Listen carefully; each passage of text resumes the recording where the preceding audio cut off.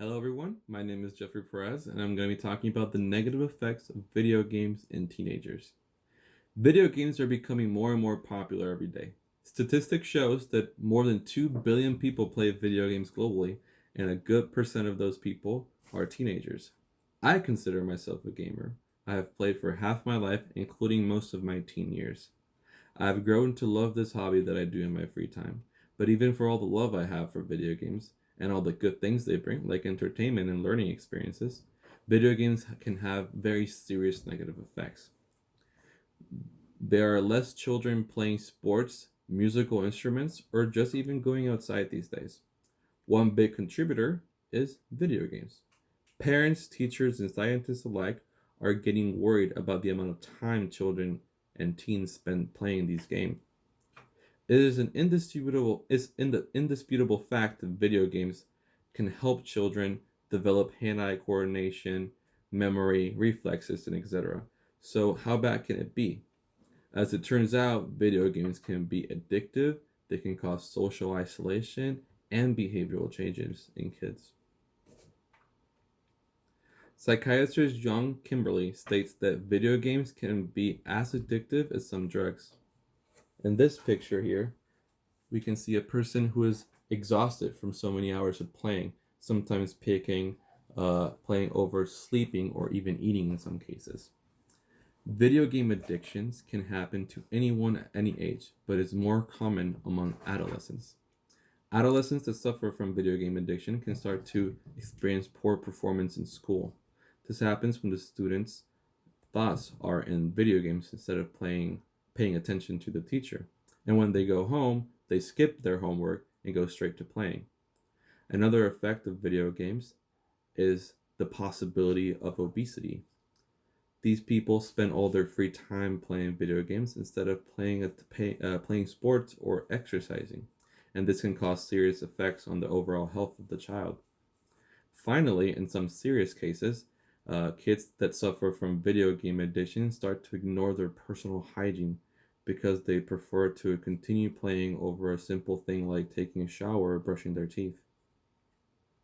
Another common negative effect of video games is isolation. This picture here can be comical to think that that's just funny because it's from a show, but in reality, this is something that's happening to a lot of people in America today. Teens that start to distance themselves from their families. And an example of this is when a family gathering is happening and the teen doesn't want to go because they prefer to stay home and play games instead of socializing with their family members. In some serious cases, they can become so isolated that they can only communicate with people in their game. The only moments they feel secure and they in real life is when they're talking about their games. That is starting to become a common occurrence in teens. And in some cases, teens are so fixated in their games that they become socially odd and have a hard time expressing themselves. Psychologist Rong Shao states that video games can change a adolescent's behavior. Shown here, this is just a picture of a young child over exaggerating over something that happened in his game. Violent games can certainly change a teen's mental state.